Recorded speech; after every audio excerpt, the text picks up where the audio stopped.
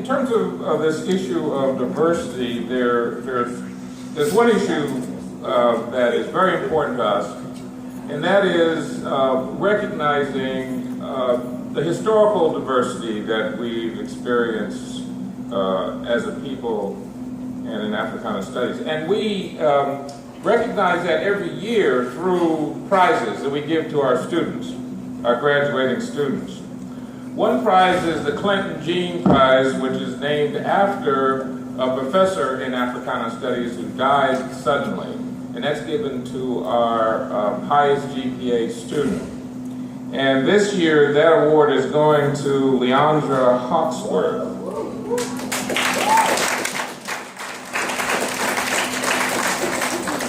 We also give a prize for the Harriet Tubman Prize. And the Harriet Tubman Prize, you know about Harriet Tubman. All of you taking courses in Africana. She escaped from slavery, went back into the South hundreds of times and brought people out of freedom. And so that prize this year is going to Jada Evans.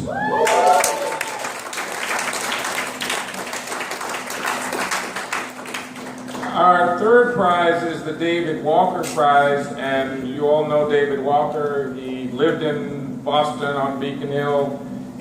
He wrote Walker's Appeal, a very successful businessman. He was mysteriously killed up there, but he was an activist. And this was in the 19th century. 1841 was when he published his Walker's Appeal. So that prize this year goes to Manuel Montero.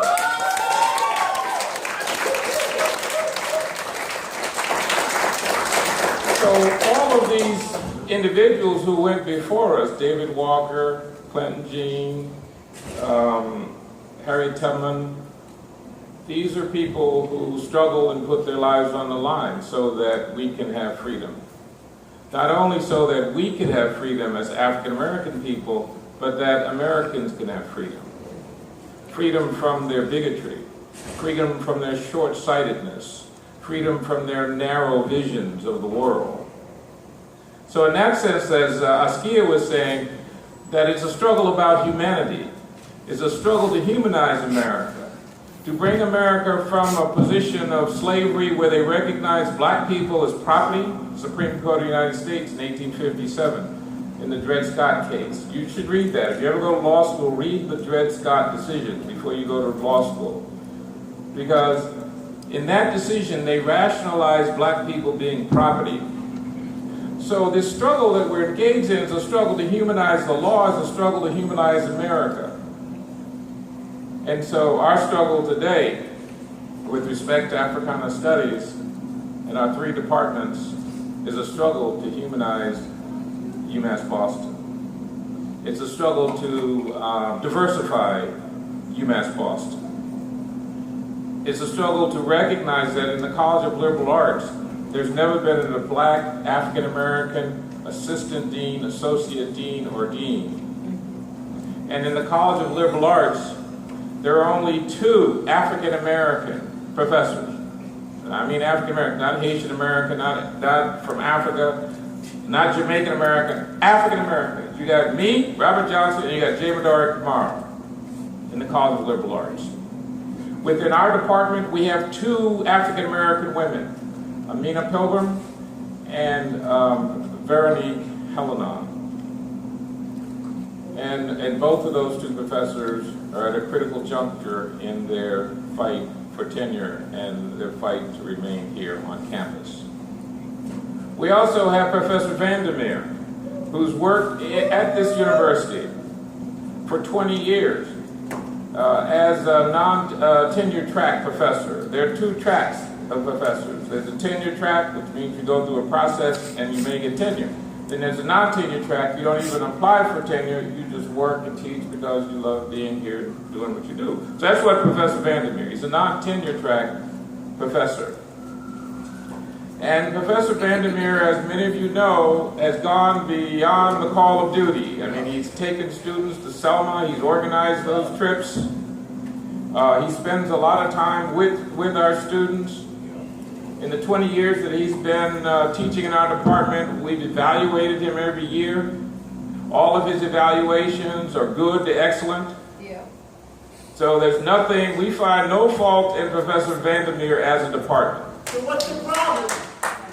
Well, that's the question you have to ask. It's not a question with our department, it's a question with the university. So Professor Vandermeer is a great professor. He's a professor that any urban progressive university would love to have on their faculty. Because not only does he teach and our students here, but he works in our communities. Yes.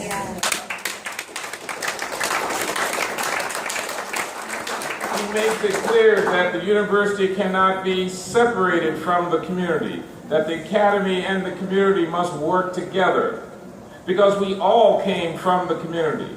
I came from Orchard Park Projects.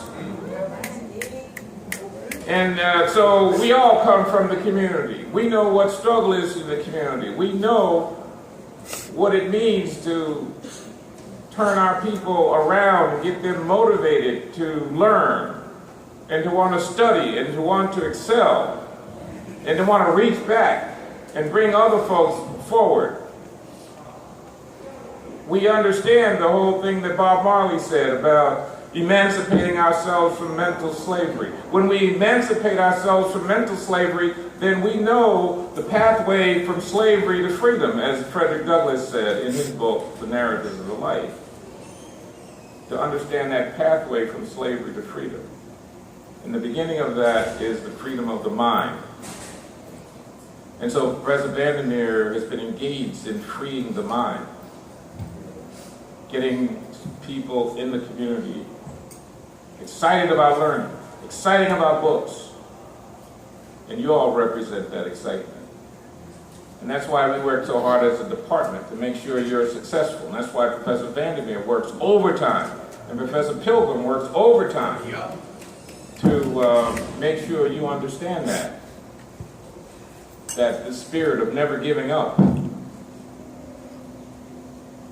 not being a quitter, knowing that if you continue to work, you can overcome any obstacles that are placed in your path.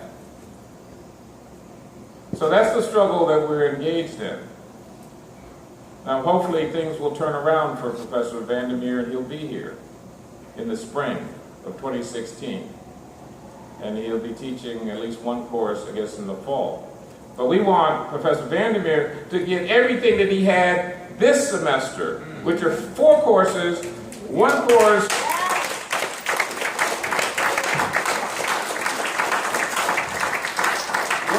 he uses as service, the other 3 courses he actually teaches.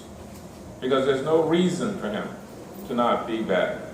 There's nothing in his background, in his teaching, that would warrant him not coming back. Okay. Now, the tenure cases, 2 tenure cases, Professor Pilgrim and Professor Helena. I'm just going to talk in general about the process for tenure. And then we want to hear from you, because that's what we're here for. In tenure, when you're on a tenure track, when you go up for tenure, you first go through your department. The department has a personnel committee. The personnel committee will assess your contributions in terms of service, teaching, and research. And then they will make a decision as to whether they recommend tenure or not. Then it comes to the chairman of the department. The chairman of the department makes a decision whether to recommend for tenure. Then it goes to the dean's office. When it goes to the dean's office, it goes to the collegiate personnel committee, which is a committee of tenured professors within the college. They review the professor's credentials, and then they make a decision whether to recommend for tenure. After that decision is made, then it goes to the dean. The dean makes his independent decision. And then it goes to the provost of the university, who's the chief academic officer for the entire university. He makes his decision. Then it goes to the chancellor of the university. Chancellor of the university makes his decision. Then it leaves the campus. It goes to the central office, the president's office. The president makes a decision, and then the board of trustees ultimately votes on whether tenure is granted. And that's the process. Now, what we can say, there's a lot of privacy issues involved with tenure decisions, so we're not free to talk about the specifics of any particular case. But we can say is that in terms of those two professors, Professor Hallinan and Professor Pilgrim, that at the Africana Studies level, the Personnel Committee of the Africana Studies Department voted for their tenure, and the chairman of the Africana Studies Department, i.e. me, voted for their tenure as well. Now, anything beyond that, you would have to talk to the folks involved at that level of review, or you could talk to the candidates and see if they want to let you know what happens at these various levels of review.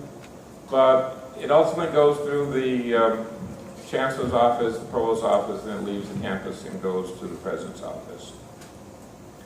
And with all of our professors, be it Professor Vandermeer or Professor Pilgrim or Professor Hallinan, the Africana Studies Department supports them wholeheartedly without any reservations.